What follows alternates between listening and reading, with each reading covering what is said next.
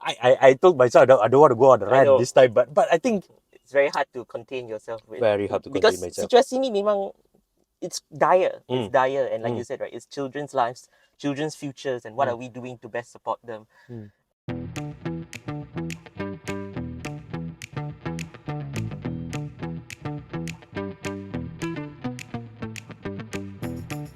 Hai semua, selamat datang ke episod terbaru podcast The Lesson Plan. Saya Samuel Isaiah. Dan saya Tian Sing. Hari ni mungkin kita tak cakap kita parking kat mana. Maybe next time minggu ni agak sibuk sikit. Jadi kita parking kat tempat biasa kita. Saya sebelum mulanya episod ni, saya bagi tahu pada Tian Sing, nampak gayanya minggu ni agak relax, tak banyak. Then, Ya, poof, lepas tu tiba-tiba the explosion of hantar, news. yes, explosion of news. Banyak just I think antara benda yang kita nak bincangkan adalah PISA dan sebagainya. Tapi yalah, so there's never a dull moment or week in No. the education ecosystem. No, and dalam news in general, I think we'll start with the one that I think semua orang di Malaysia sedang meneliti berita ni, iaitu the sad news, pembunuhan or the death of satu murid autistik, murid yang berkeperluan khas, yang Zain Ryan yang malangnya ditemui bukan di sebuah sungai di Selangor, dan baru-baru ni evidence menunjukkan bahawa dia mungkin telah dibunuh, and so on. So I think it's one of the, when we hear this story, when I heard this story, it's bad enough that a child, something like this, benda semacam ni menimpa dekat satu kanak-kanak. Lagi malang apabila kanak-kanak ni merupakan seorang yang berkeperluan khas. So my deepest condolences go out to the mother and the family. Saya difahamkan bahawa bahawa dia Zain ni dia hilang semasa balik ke sekolah, perjalanan pulang ke sekolah dengan ibunya. And semasa pemerhatian dekat media sosial, ada banyak suara-suara lah yang cakap, oh, is this negligence, mungkin ibu tu tak care seberapa baik dengan anaknya, and I think that's really sad lah. I think situasi we should let the family grieve. Betul. Kepada yang tak boleh kawal diri mereka, nak komen dan sebagainya, saya rasa please lah, tolong hormat keluarga yang terlibat dengan tragedi ini. Dan saya rasa mungkin pihak sekolah dan guru-guru juga amat terkesan. Saya Tian Sing, kita pernah mengajar murid-murid di sekolah, dan kita selalunya melihat mereka lebih daripada anak didik. Mereka sebahagian daripada our calling, our passion. Mereka mewarnai kehidupan kita, dan lagi-lagi terutamanya anak-anak syurga ini. Dan saya rasa guru-guru juga amat terkesan. Kami daripada Lesson Plan Podcast ingin mengucapkan takziah kepada keluarga Zain, dan saya harap mereka bertabah. I can't imagine how they are feeling right now. Yeah, it's beyond words, beyond us lah, something that we can express. So kepada individu yang nak kutuk-kutuk tu, I think berpada-pada lah, hormatilah keluarga Zain Ryan ini. So I think moving on to another, I guess also not particularly good news, bukan satu berita yang baik, and I think you said just now the PISA scores. Macam awal minggu ni dia macam calm saja, then hari Rabu keluar kenyataan, and then semua orang macam wake up because of the announcement dengan keputusan PISA daripada tahun 2022. Betul. The last one was done in 2018. And saya rasa PISA yang dijalankan oleh OECD ni merupakan satu pentafsiran yang sangat berpengaruh, because kalau kita tengok Pelan Pendidikan Pembangunan Malaysia pun dibina atas asas untuk meningkatkan prestasi kami di dalam PISA dan sebagainya. So this was like our report card untuk pendidikan, sistem pendidikan negara kita. Dan malangnya terdapat beberapa penurunan dari segi I markah. think penurunan is basic. It's a very positive way of putting it lah. Ya, sebelum Tian Seng pergi dengan lebih lanjut mengenai PISA dan sebagainya, I mean the details of it, saya rasa benda ni lebih daripada satu wake up call. Benda bagi saya secara peribadi ia amat mengejutkan. Mengejutkan bukan dari I think we always forget bahawa data yang dipersembahkan ini, peratus penurunan dan kenaikan dan sebagainya ini, it involves human beings, it involves children and kemenjadian mereka buat masa depan mereka. Betul. Dan saya kadang-kadang kita tengok data, tidak berapa menurun ataupun tidak memberang sangat, tapi these are kids. If you are converting it to kehidupan ataupun nyawa mereka, orang akan terkejut kan tiba-tiba, ada peningkatan atau penurunan berapa puluh peratus dan sebagainya. Saya rasa bagi saya lah, bila saya mula-mula melihat nombor-nombor ni, I immediately saw the kids. I immediately reflected on the kids that were left behind. I immediately saw the kids that can't read, can't write, and how their future is going to be like. And I hope that that whoever that's actually reflecting on this, whoever that's commenting on this, realize that these are not just numbers. These are actually the lives of children.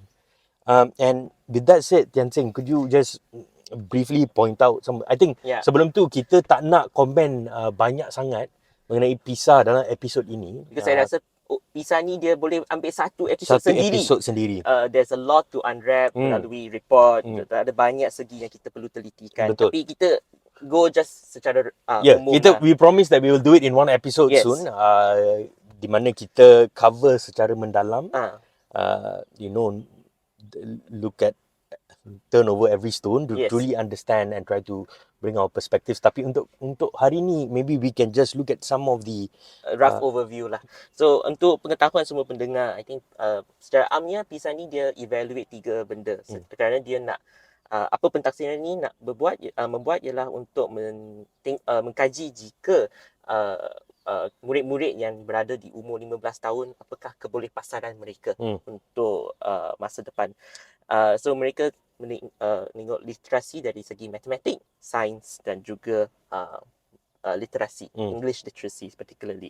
Dan unfortunately in all 3 metrics, our kita performance mencatatkan penurunan yang I think yang significant lah.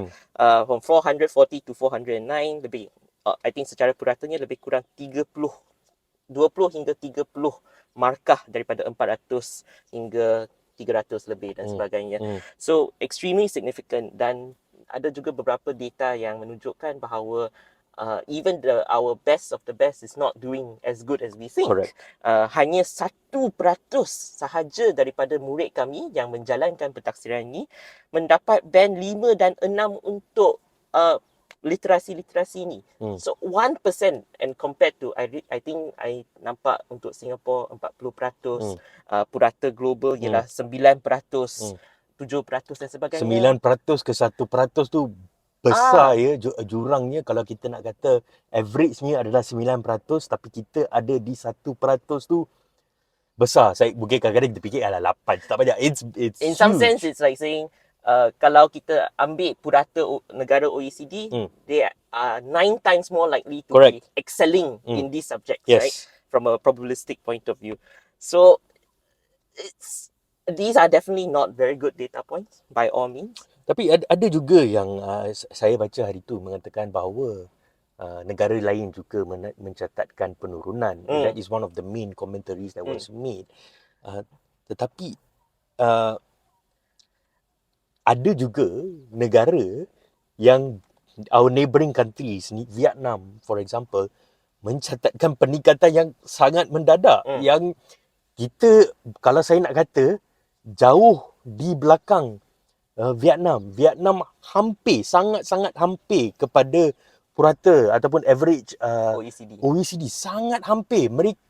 Dan ini bermaksud Vietnam punya prestasi boleh dibandingkan dengan negara-negara yang ekonomi dia tahap tinggi. Betul. Betul. Amerika, Syarikat, United Kingdom dan sebagainya. Bila kita compare negara kita dengan negara yang punya ekonomi yang lebih kurang sama kalau tak silap saya diletakkan Chile Ah. for example. Kita teruk sebenarnya. We are behind countries that are from the lower income category as compared to ours. And if you look at how much our country invests in education, in our budget and all of that, this is an extremely poor return of investment. But there were some positives also, Yes. generally. But I think before Tenzing go to those positive, those basically like positive yang You try and pat yourself on the back you lah. try lah, cuba nak cari jugalah. But what are those, Tenzing? I think dari segi penggunaan digital devices, penggunaan peranti digital, kita mencatat lebih tinggi purata berbanding dengan purata OECD, 73% compared to 63%. Kita more ready, lebih secara amnya kita lebih bersedia untuk membuat remote learning. I think this is what we have inherited from the pandemic days lah. Kalau nak tukar jadi PDPR, kita lebih bersedia berbanding dengan negara OECD yang lain. Dan juga interestingly, lebih kurang 60% murid kami lebih bermotivasi untuk belajar kat rumah, untuk membuat PDPR compared to around 40%. That's the OECD Tapi average. lebih motivasi tapi result tak tunjuk lah. Yes. Motivasi tu ada. Okay. I don't know. Janji seronok. Okay. Better experience but not necessarily better learning outcomes kot. So we also looked at some main causes lah, sebab utama. I think sebab yang kita nak fokuskan ataupun just persembahkan pada hari ni is just something that we think generally could be the cause. Antaranya adalah penutupan sekolah. Kita antara paling lama penutupan sekolah di rantau Asia Tenggara sebenarnya. Dan juga secara global. Secara I think global. Our penutupan antara yang paling lama lah. Antara yang paling lama. So that could be one of the reasons behind it. Anything else? Dan saya juga rasa ini mungkin this is just a gut instinct because murid-murid yang menjalani pentaksiran PISA 2022 kalau dibandingkan dengan yang jalani pentaksiran masa 2018 masih guna KBSM kalau tak silap saya untuk form 3 students, and then this one is KSSM. So mungkin curriculum tu mainkan satu peranan juga, the change in curriculum and how our kids have experienced that kind of education as well. But again, these saya nak jelaskan, these are just very general statements. We will have to explore much deeper beyond this. Dan tadi saya cakap ada penurunan secara puratanya di untuk PISA score, tetapi penurunan yang this kind of scale, magnitude macam ni memang bukan perkara yang biasa lah. I think. So I think let's not talk. I mean, let's just digest the numbers and the facts.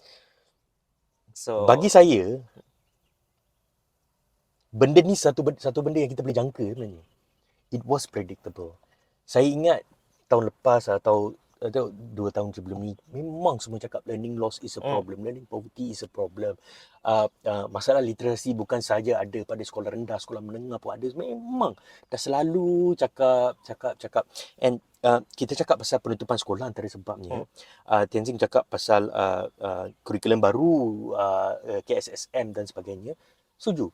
Tetapi saya rasa antara sebab yang utama juga adalah pasca pandemik, fokus utama Kementerian Pendidikan adalah satu intervensi yang dipanggil catch up plan. Dan pelan catch up ni bagi saya tidak menunjukkan bahawa kita serius mahu menangani masalah ini. It's just one solution yang banyak satu bergantung pada guru.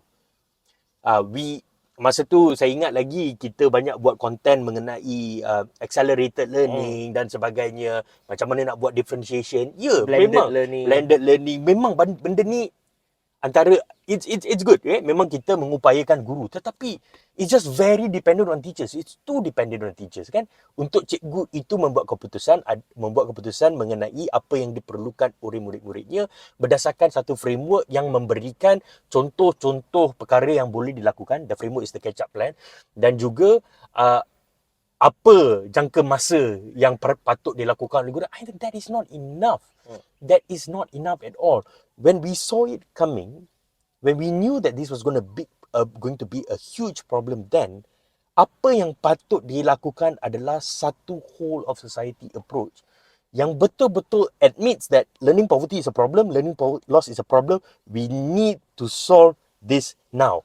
And I think that lack of urgency rasa adalah sesuatu yang betul-betul menyakitkan hati saya. Kenapa kita tak ada sense of urgency yang mengatakan bahawa ini masalah. Saya nak hentikan benda ini sekarang by all means possible. I think that is what I would like to say before we go anywhere with this whole PISA thing. I think we still have time. What I would like to encourage us to do, or the ministry to do, is to really come up with something that address these issues immediately. And on top of that, I think the only way for them to get that there and to do it at scale is through public-private partnerships. Maksudnya kerjasama antara pihak awam dan juga pihak swasta, kerajaan dengan private dan sebagainya. Kenapa? Yang pertama, saya rasa apabila kita terlalu reliant, terlalu bergantung kepada Kementerian Pendidikan, kapasiti mereka adalah sangat limited. Itu memang kita sedia maklum. Kapasiti mereka limited. They can't roll out a huge teacher training program or a literacy intervention for 1,000 schools, for example, immediately. It takes a long time. They need to train trainers, blah, blah, blah. And the bureaucracy, oh my God, it just takes a very long time. And to be honest, if you're partnering with private entities and private organizations, that can be solved almost immediately.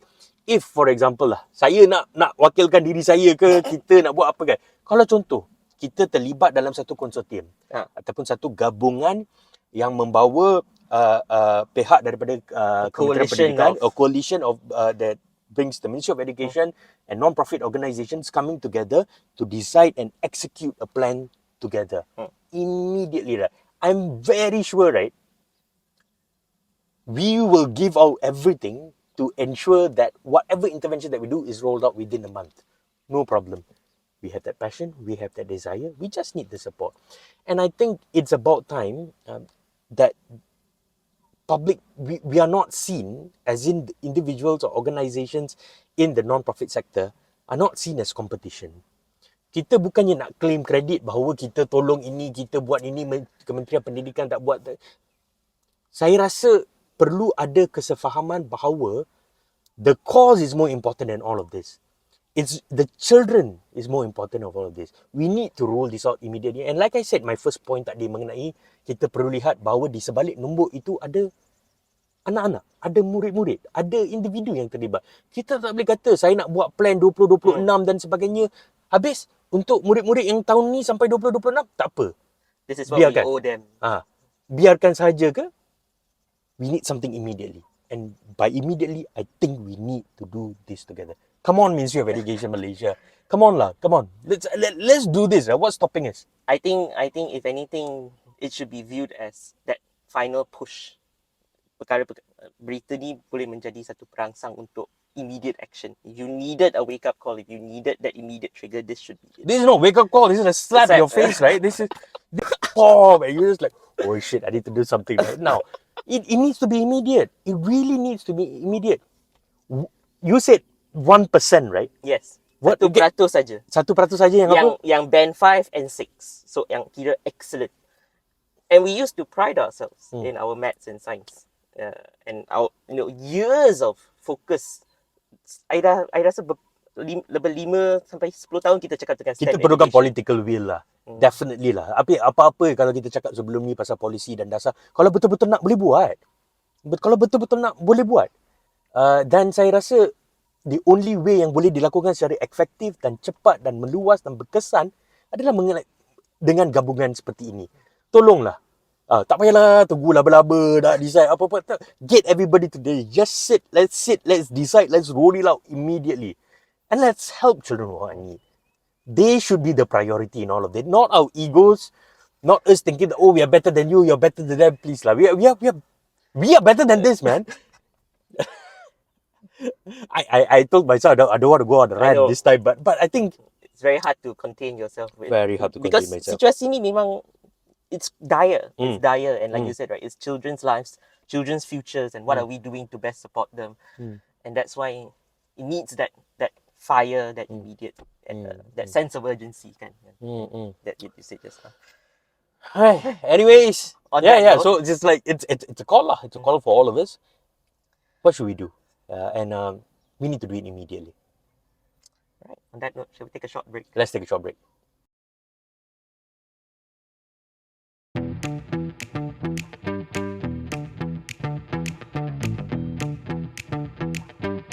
Selamat kembali kepada podcast Lesson Plan. So, after that heated sharing tentang our performance, prestasi kami dalam pentaksiran PISA, let's talk about policy. We want to talk about solving problems. Let's talk about this. Ada satu policy Dasar Pendidikan Digital yang baru je dilancarkan Minggu lepas kan? minggu lepas sebelum this whole OECD thing happen. 2 minggu yang lalu saya rasa. Fantastic timing. Fantastic timing. So we'll see adakah ini merupakan salah satu cara yang kita boleh mengatasi masalah yang kita perhatikan daripada PISA tu.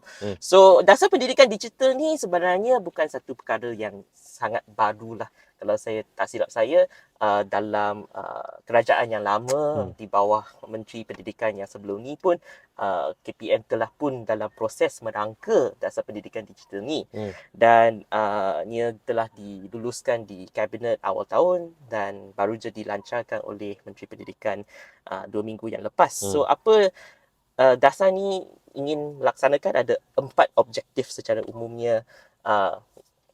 To create digitally literate students, to support para pendidik untuk menjadi lebih kompeten dalam menggunakan teknologi dalam pengajaran dan pembelajaran dan sebagainya, dan menyediakan infrastruktur and all of this lah.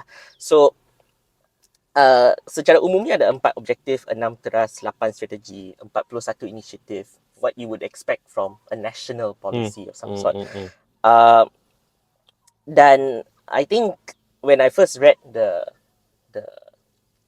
Dasar itself, it's available online for everyone that's interested. I think we will drop we'll put in it in the captions as captions well, and the in the notes. description, so that anda juga boleh mengkaji dasar ini jika anda berminat. I think this is a long time coming, and I think anjakan atau this movement towards digitalization of education is something that we need to focus on. Dan sebenarnya dia telah mula dalam PPPM 2013. Back then, anjakan ke-7 merupakan salah satu anjakan yang berfokus kepada digitalization ini. So this is like a revamping and a sort of revival of that movement lah. Saya rasa just to comment a bit on that point, kita punya our journey into digitizing kita punya public education in Malaysia started off quite a while back. Kalau anda masih ingat, ada satu waktu kita ada pemasangan LCD projector dalam kelas. Smart board TV. Tadi. Belum lagi. Belum lagi. At that point they had that trolley thing. Yeah. So these things were there already. Significantly in 2013 we had LMS that was widely used in Malaysian public schools and all of that. So idea kepada pendigitalan pendidikan ini secara asasnya memang dah berlaku secara at least 10 years ago. And at that point it was I would say very forward thinking. Nampak wow, kita tak pernah lagi ada satu LMS di mana semua cikgu boleh masuk, boleh buat pentaksiran, boleh kongsi dan sebagainya. Sekarang memanglah lebih mudah dengan adanya Google Classroom dan sebagainya. Pada waktu tu, it was very advanced. And my point is, bila saya baca Dasar Pendidikan Digital ni, memang teras-teras 4 objektif, 6 teras, 8 strategi, 41 inisiatif yang diwar-warkan ataupun is detailed out in the policy, does not seem to be very advanced or forward thinking in that sense. I was expecting a lot. I was like, whoa, I mean, what is a revolutionary way of teaching, a revolutionary way of teacher training, of the implementation of AI into classroom practices, what are we looking at, and what is the end goal. These are the things that I was actually expecting lah. But then I think it's also a very ukur baju di badan sendiri kind of policy, because I think it in some ways one would argue that it is a very realistic policy. It looks at where we were, where we are, what happened a few years ago Yes. with the pandemic. It looks at Garis masa garis mas perkembangan yang telah betul berlaku betul sejak 90-an sampai betul hari ini. betul, dan juga banyak data yang dipersembahkan dalam dasar pendidikan digital ini merangkumi banyak aspek, macam aspek murid, aspek guru, aspek pentadbiran, aspek PPD. Jadi memang berdasarkan apa yang rasa dia ada, they came out with something. In that sense I appreciate it lah, but perhaps I know I'm contradicting myself, but perhaps kita dah biasa dijaja oleh benda-benda yang wow, yang gempak sangat ni, sampai bila dapat sesuatu yang realistik, yang boleh dicapai, kita rasa agak sendu lah in that sense. But saya nak menyokong Sam kat sana, because saya rasa walaupun it's important to be pragmatic, important to be realistic, tapi saya rasa untuk untuk polisi yang macam ni yang akan garis masa dia sampai 2030, so the next 7 years, it's not a big ask to be a bit more aspirational towards greater goals. Walaupun dia susah untuk capai, tetapi untuk tetapkan sebagai matlamat, saya rasa masih ada keperluan tu. Kalau kita put ourselves in the box, then dia mungkin akan mengehatkan apa yang kita boleh Dia tak ada macam I think generally lah, macam tak perlu ada satu keseimbangan lah. Dasar yang progresif dan juga dasar yang realistik. With that said, saya rasa kita pause sekejap. Saya nak pergi ke tempat yang tak panas.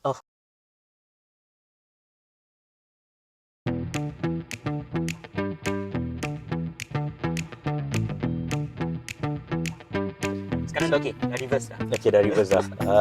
Sebenarnya yang saya nak cakapkan tadi, Tian Seng, one of the most interesting parts of it is the data that was actually presented in the policy, and specifically kalau pendengar atau penonton nak tengok, boleh tengok pada bab kedua, chapter 2 of the dasar, and antaranya adalah mengenai kompetensi guru dan juga pemimpin sekolah terhadap kompetensi digital mereka, yang saya rasa shed a lot of light in us understanding what needs to be priority areas, and how exactly is the condition of our teachers and their expertise in schools these days. And this is back to the realistic part that we spoke about. For example, kita ada 57.9% guru dan 52.9% pemimpin sekolah yang berada di tahap basic ataupun di tahap paling asas kompetensi digital mereka. Dan yang advance, hanya 2.2% guru yang berada di tahap advance dan 2% pemimpin sekolah yang berada di tahap advance. What do you think about this, Tian Seng? At least they're doing better than our PISA students. But jokes aside, I think oh, that's a good point though. That's a good point. Yeah, but you go ahead first, yeah. I think it's not a it's somewhat surprising and somewhat not surprising in the sense that memang ada there is that jurang digital that we sometimes see. When I was masa saya menjadi seorang guru di dalam sekolah saya, memang terdapat guru-guru di dalam sekolah saya tu memerlukan banyak support dari segi menaik taraf kompetensi digital mereka, terutamanya apabila zaman pandemik berlaku. And that's when I think the necessity created that push untuk semua orang untuk belajar asas-asas komputer dan macam mana dia bukan saja we're not talking about how to use Google Sheet, Google Doc. We are talking about macam mana kita nak menerapkan elemen-elemen digital ni dalam proses pengajaran dan pembelajaran. Dalam pedagogi. Dan untuk school leader, untuk pemimpin sekolah pula, bagaimana mereka boleh mengguna infrastruktur digital ini untuk membantu pentadbiran sekolah dan sebagainya. So memang it's not surprising that it's 2.2% advanced, most of them are in basic. Tapi I think before we continue, saya juga nak cakap bahawa walaupun data tu menunjukkan ni, but I also don't want to undermine. Sebenarnya guru-guru di Malaysia ni, they have a very strong will and very strong curiosity to want to learn in this domain. I think setiap hari saya tengok dekat Facebook saya ada banyak cikgu yang jadi Microsoft educator, Google educator dan sebagainya. There is that sense of wanting to learn this field of digital education. And the report is suggesting that we need to do more. Kita kena bagikan lebih banyak support, lebih banyak sokongan, training dan sebagainya dalam pengkhususan ni. You see, it's an additional point. So, 90% of students... Not 99. 99%? 99.6%. No. There's 90% of students did not perceive. So, yeah, 90% of students did not...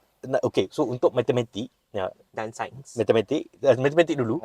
Untuk matematik, 90% murid mengatakan bahawa cikgu-cikgu dia jarang ataupun tidak pernah menggunakan teknologi dalam PDP, dan 82% murid berkatakan cikgu-cikgu dia jarang ataupun tidak menggunakan komputer ataupun teknologi dalam PDP. This is insane. This is basically every student is saying that. 90% is a huge number, right? Basically almost every student is saying that teachers don't use technology. But they don't use a computer. Tak gunakan komputer. Okay. Does that also mean that they use any other form of devices? That's not what the question was asking. They Okay. asked computer sahaja.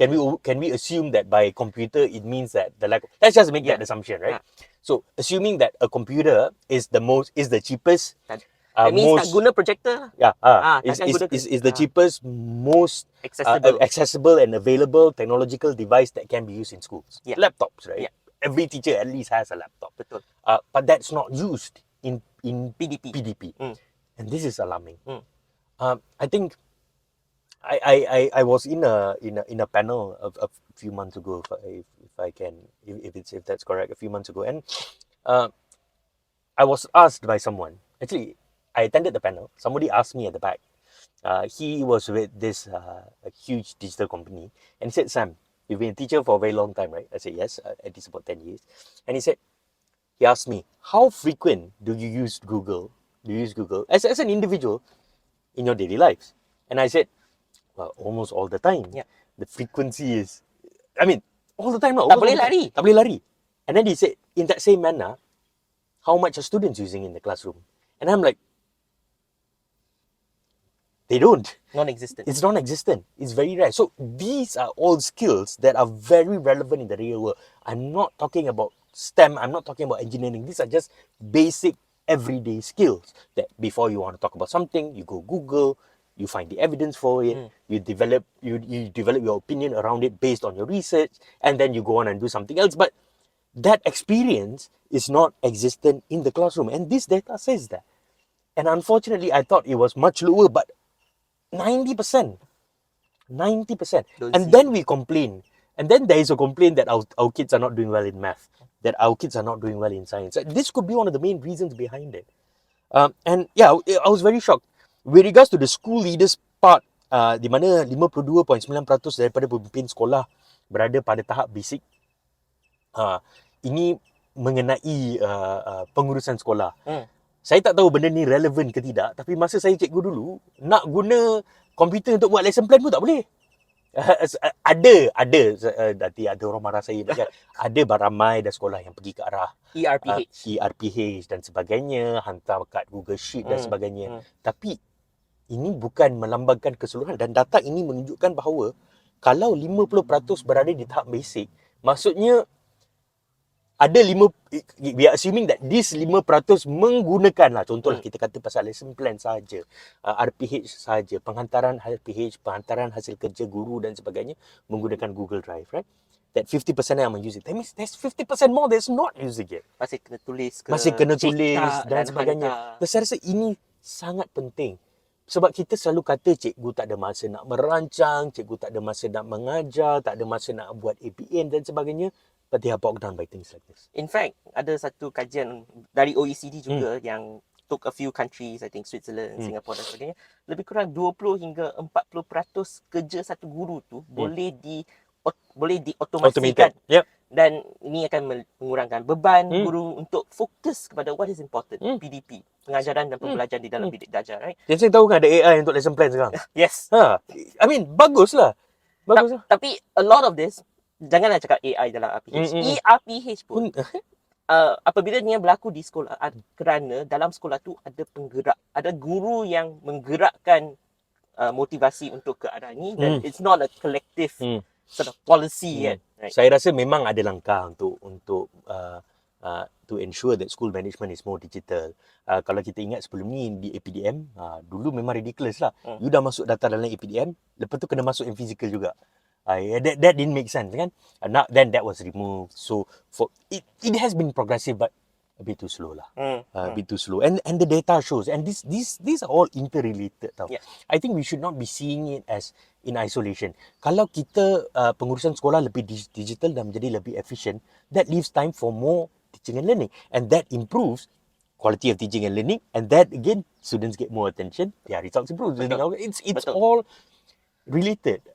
So yeah. Dan I think selain daripada the competency para pendidik dan sebagainya, kalau kita membandingkan kompetensi guru dengan kompetensi murid dalam literasi digital, the results are extremely different. Lebih kurang 64% murid kami yang dilibatkan dalam kajian ini menunjukkan bahawa mereka kat tahap advance. So murid advance 60%. Tetapi 50% daripada guru kita basic. And then advance tu 2%. So it's I think you slow it down, right? We slow it down and say, guys, if you're not listening to this, right? You say it again. 64% yang kira advance untuk murid. Murid 60% advance. Yes. Tapi Nisbah dia kalau kat cikgu kita perhatikan 2% yang tak kat advance. Mungkin metrik dia berbeza, and macam mana kita nak ukur tu berbeza dan sebagainya. Of course. We'll leave that away. But 2% to 64% is still a huge gap. Tadi kita cakap 1 to 9% is a huge 1 gap. to 9. Ini 2.64. 32 kali ganda. This is a Grand Canyon, man. So bukan Selat Selat Melaka. Selat Melaka apa ke. Besar. But that also means that memang there is that need to capitalize, because murid fasih dalam penggunaan. Kalau murid memang fasih dalam penggunaan digital, it's a shame not to use it to enrich their. It's not just a shame, it's stupid, right? Yeah, in that sense, because we are going. So the thing that we're talking about here right now is that in some countries, I think just to add on to that point, kita kena sebut juga bahawa ownership of devices. Ownership of devices untuk murid-murid kan, biasa kita cakap memang rendah dan sebagainya, terutamanya kalau luar bandar, rural. Kita cakap dekat data menunjukkan bahawa ownership of devices is 63.8% untuk di kawasan bandar dan juga 64.6% in rural areas. Maksudnya rural area lagi tinggi. Saya ini lagi satu sesi yang saya bincang itu, Tensing pun ada. This is a forum that I moderated. Saya tanya, cikgu ni merupakan pemimpin sekolah orang asli. Dan beliau memang dah lama lah mengajar di sekolah orang asli, dan beliau sendiri adalah orang asli. Dan bila saya tanya mengenai digital divide, she looked quite perplexed. She's like, actually there's not much of a divide. Dia kata, hampir semua murid orang asli di negeri Perak lah. This konteks negeri Perak, I don't want to generalize. Hampir semua dah ada. Dia kata budak-budak kecil pun dah ada. Semua ada Facebook lah. Semua dah ada Facebook. Dia kata semua orang ada Facebook. Semua ada digital devices dan sebagainya. So I think it's like back to our point we're saying that it doesn't make sense, and I say that it's stupid in that sense that we are not capitalizing on one of our greatest strengths, which is a lot of our students have got access to technology. A lot of our students are actually in that advanced stage of digital literacy. But we are not capitalizing on it. And I guess kalau kita tengok dari segi infrastruktur, yang kurang yang kita boleh perhatikan, yang kurang tu ialah dari segi kelengkapan yang ada di sekolah untuk membolehkan perkara itu berlaku. Right? Because we all know that you cannot bring devices into schools. So we'll talk about that later. But menurut data 30% sekolah sahaja yang mempunyai peranti yang mencukupi bagi PDP. Dan saya rasa mencukupi pun is maybe they have like classrooms that people can go in and use. It's not everyone has one, right? Dan juga hanya 36% sahaja yang mempunyai kelajuan internet yang mencukupi. So I think kalau kita nak tengok dari segi infrastruktur, ini ialah cabaran yang paling besar lah untuk kita mengimplementasikan secara luas pendigitalan pendidikan ni. So apa kita nak cadangkan secara sebab kita pun tak masuk secara detail. Memang kita kata nak kena buat satu episod yang khas untuk PISA scores ni. Tapi for the time being, apa cadangan? What do you think, Jensen? We've looked at the data, we've looked at the challenges, we've looked at the strengths even. I think it's a matter of tapping into that realization. Kalau kita nak cakap tentang murid-murid yang baru ditafsir tu 2022 kan, sekarang dia orang form 4. What can we do? And I think digital education is the best way forward. Any immediate thing for them. Because saya rasa memang sangat susah untuk kita harapkan guru yang sekarang mengajar murid-murid tersebut di tingkatan 4, tingkatan 5 untuk do all the catch up stuff, right? And I think that's where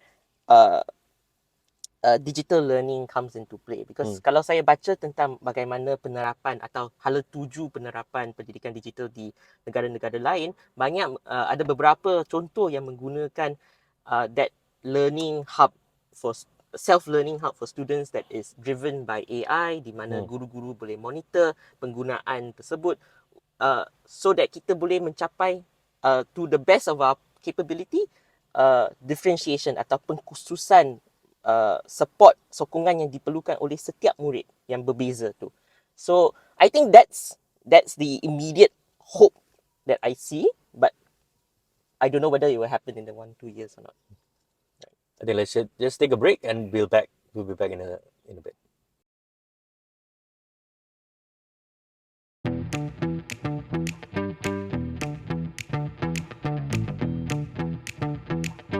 Okay, selamat kembali ke podcast Lesson Plan. Tadi kita sibuk mengatakan mengenai cabaran, data-data yang kami rasa quite interesting to look at. Dan Tian Sing juga mengatakan sedikit mengenai harapan beliau. Tapi sebelum kita pergi kepada harapan, I think it's also it's only fair for us to highlight some of the good things in that policy. Things to look forward to, I would suppose. The first one is the provision or providing the access to devices for all students and for all educators. So 100 million for the maintenance and the enhancement of school computer laboratories under the 2024 budget. So we should be able to see something significant next year. Saya tak tahu macam mana benda ni akan di roll out. Memang dah ada inisiatif sebelum ni untuk loan devices to students atau memberi devices to students. Ada juga pihak korporat yang melakukan pemberian telefon dan sebagainya. Jadi saya quite interested to see how it is.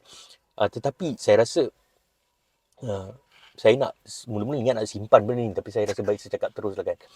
Saya rasa daripada kita bazir duit, ataupun bukan bazir duit lah, ada memang kumpulan yang memerlukan yang tidak tiada sumber kewangan untuk membeli digital devices dan sebagainya, saya memang faham. Tapi saya rasa dasar yang patut diketengahkan di sini adalah how we can bring technology into the classroom. Maksudnya pembawakan bagaimana murid-murid boleh bawa devices mereka sendiri, personal devices mereka ke sekolah. Sewaktu pandemik, saya rasa seperti data juga menunjukkan banyak cikgu-cikgu kita telah go above and beyond to provide hybrid learning atau memberi virtual learning dan sebagainya. Ada yang buat di green screen di rumah, ada yang buat itu, yang ini memang terbaik buat YouTube content and all that. I think that's fantastic. Tetapi ia seolah-olah berhenti di situ. Dan whatever progress that we have made in that 2 years of the pandemic, basically when we went back to school, it seems like everything went back to square one. Yeah, and it shouldn't be that way. Guru-guru apa yang mereka dah invest? Banyak saya tengok dah invest microphone dan sebagainya, this and that. Yes, I understand. But why are we not continuing with that? Uh, and even the data shows, I think perhaps a lot of them been using digital devices. Students have been using digital devices in that 2 years for teaching and for learning, mostly students. Why are we not capitalizing on that? How long can we run away from the fact that smartphones are here to stay, iPads, tablets are here to stay, and we need to provide that access to students, and the easiest way to do that is to make sure kids bring their own devices to school. There's a lot of different ways to standardize this, to make sure Dan tiada di perpisahan. supplement Correct. untuk mendapatkan jurang tu Jurang boleh dibuat. boleh dibuat. Saya rasa benda ni kita kena fikir serius lah, tapi benda ni tiada dalam dasar pendidikan digital. Yeah, is that something that I'm missing? No, I think secara amnya walaupun dasar ni dia highlight atau mengetengahkan beberapa aspek yang perlu dilaksanakan, tapi ia tidak menyatakan secara terperinci macam apakah garis masa untuk inisiatif-inisiatif ni dan apakah matlamat yang perlu dicapai dan sebagainya, the milestones and so on. So I think that's a weakness in general that we see lah in reviewing this policy. Tapi bawa digital devices ke dalam bilik darjah ni, it's a quick win sebenarnya. Correct. It's a just one surat. One surat. Sebab I don't know lah. I don't want to say just one surat and all of that, because it's a policy that involves all schools, all public schools in Malaysia. They need to do. But come on lah, get it done. Every child has got their own smartphones already. It's either they're using it for teaching and learning or not. Why don't we use it actively in the classroom? You can come up with regulations to control it, where ada peraturan mengatakan tak boleh guna waktu ni, ataupun ada sebahagian daripada waktu PDP saja yang boleh menggunakan telefon, 30% ke 40% ke, ataupun untuk sekolah rendah tidak digalakkan. Mungkin peratus itu berkurangan untuk sekolah rendah kerana we want them to develop soft skills, fine motor skills. Kalau main tablet je sepanjang masa, But the important thing is this conversation needs to happen. And it's not happening in the dasar. There's no talk about it. And you need to get that conversation going so that you can implement it as soon as possible, kan? I'll say one thing I like about apa yang dasar ni telah mengetengahkan ialah this creation of satu standard untuk mengukur kompetensi murid. So saya rasa ini akan bertindih dengan pembaharuan kurikulum yang akan berlangsung pada tahun 2027 juga, di mana KPM bahkan same like PBD, create this metric lah untuk mengukur kebolehan murid-murid dalam digital literacy. Dan satu perkara yang saya nak hone in, yang saya nak tumpukan sekejap ialah this one-liner tentang mendidik mereka untuk menggunakan teknologi secara ethical, secara moral. And I think that's something that's good. That's very good. That's very good. I think it's definitely, we need the things, but there's no but. Is there a but? Well, the but is it's too late. By the time benda ni keluar 2027, then different dia sorts of ethics akan already. start untuk darjah 1 rasa-rasanya kalau kita tengok pada pelaksanaan KSSM, and then everyone from standard 2 will then go on the old way. So that is questionable, but I think this is something that needs to happen sooner than later. I think we're talking about here probably lah. There's there's no details on this, but probably they're talking about fake news or media literacy or using it responsibly, cyberbullying, these are the issues. But saya rasa that agency thing lah. Ada benda yang mungkin boleh dilaksanakan secara berperingkat, ada benda yang boleh dilaksanakan secara di 2027. I think what I would probably love to see how we are addressing, like for example, we started off today by talking about the PISA scores and all of that. I think although a lot of these are a lot of things that is being said by the Ministry of Education, they are long-term effort, there must be immediate action that needs to be taken. Like, instead of we need to look at 3 feet for problems before looking at 20 feet problems, right? What's existing, what is right in front of us, how are we going to solve that immediately, but at the same time come up with a long-term plan that addresses it sustainably in the long term and all that. Tapi masalah yang sedia ada perlu dibendung secara serta-merta. And there are lots of low-hanging fruits. I think kita banyak cakap mengenai low-hanging fruits. Bawa benda ni ke dalam bilik darjah, sebagainya. These are things yang boleh dilaksanakan hampir serta-merta. Ada juga mengenai improving training for teachers dan sebagainya. Memang tadi kita cakap mengenai peratus kompetensi guru dan sebagainya, dan dalam teras-teras ni tu memang ada cakap mengenai, ada bincangkan mengenai apa yang perlu dilakukan. Yes. Dan saya rasa itu hala tuju yang terbaik. Yes. Yes. Uh, Because mereka bukan sahaja memberikan sokongan kepada guru yang sedia ada, tapi mereka dari segi akarnya akan menerapkan ini dalam latihan guru yang baru dan juga latihan pemimpin sekolah yang baru. So from the root of it, they are addressing the problem, which is good. But it's just a long term game again lah. Dan sebagainya. I think dari perbincangan tadi tentang PISA score, satu perkara yang mereka nyatakan secara sangat ialah menggalakkan kolaborasi bersama GLC, apa. I rasa penyertaan mereka ialah memudahkan kolaborasi seperti yang kita kata tadi lah, untuk PPP pendidik. kan. Yes. Tapi bagaimana? Tak tahu. And the word memudahkan is too general. Sangat sehingga saya pun tak faham apa maksud memudahkan. I think what we could see, I think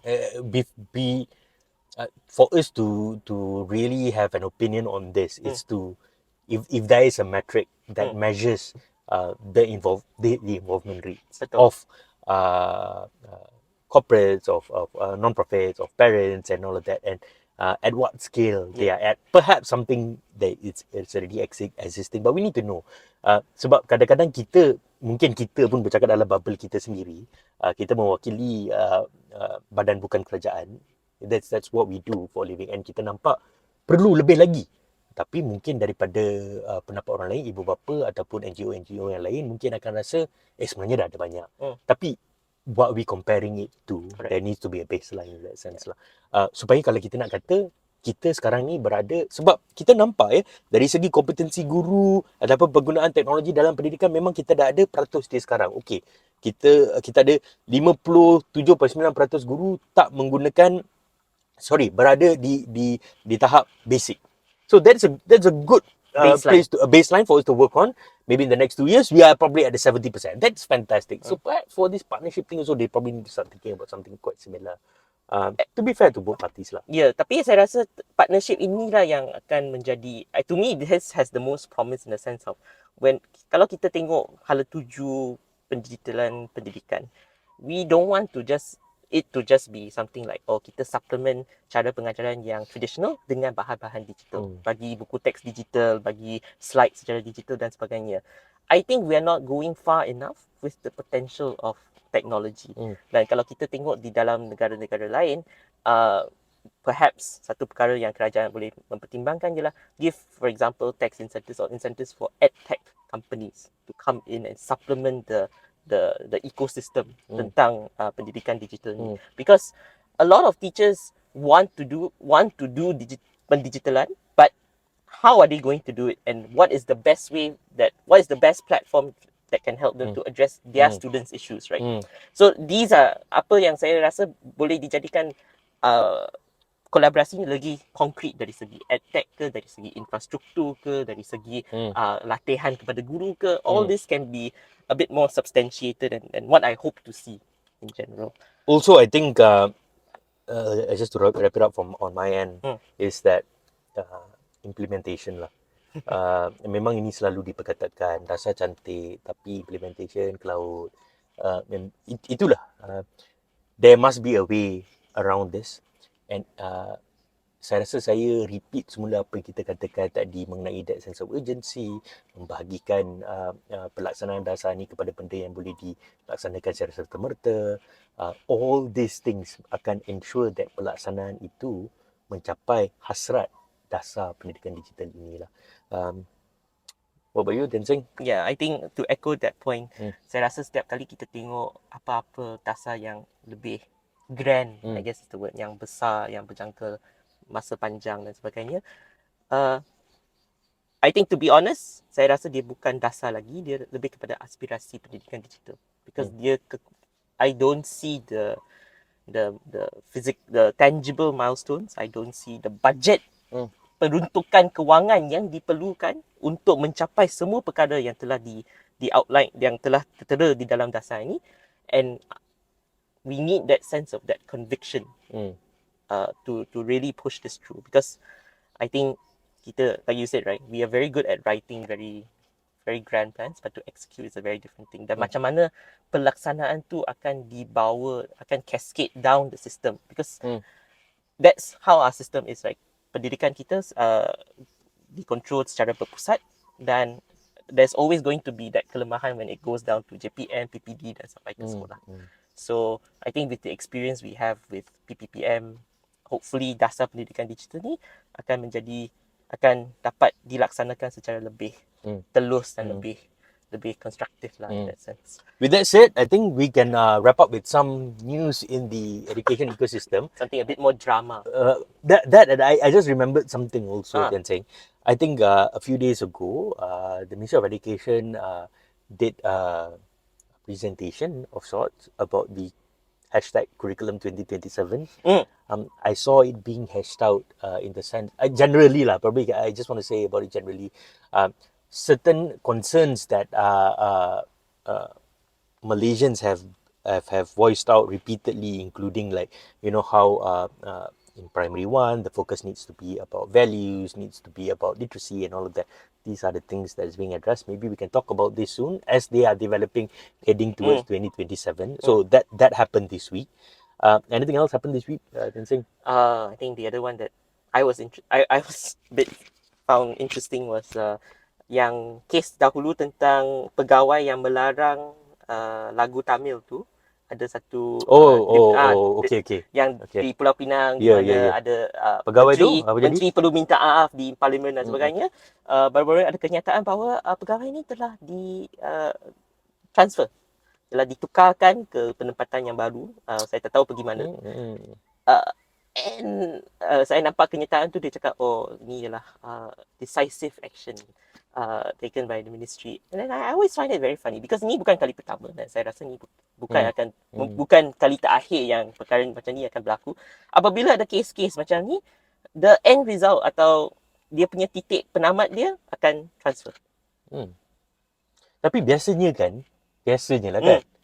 biasanya kementerian takkan sebut lah benda ni. So, okay lah, heads off lah. Biasanya dia orang akan senyap-senyap je transfer. Okay, let's just not talk about this anymore. Out of sight, out of mind. Kes-kes yang besar saja akan keluar kenyataan.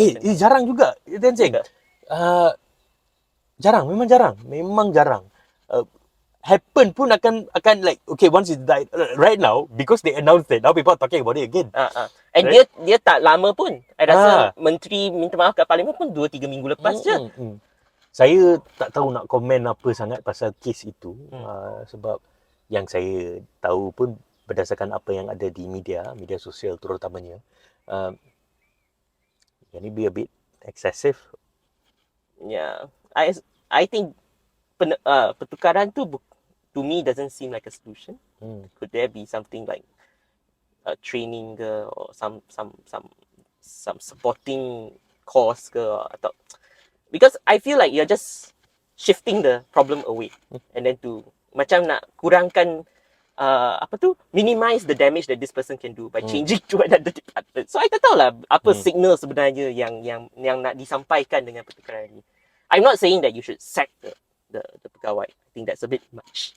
Tapi saya rasa it's like, actually how better can we handle these kinds of cases when there's tata tertib matters being brought into attention kan. But yeah, that's an interesting thing. Pertukaran lagi. Okay. Alright. So, thanks guys. Thank you for watching and listening. See you in the next episode. Bye.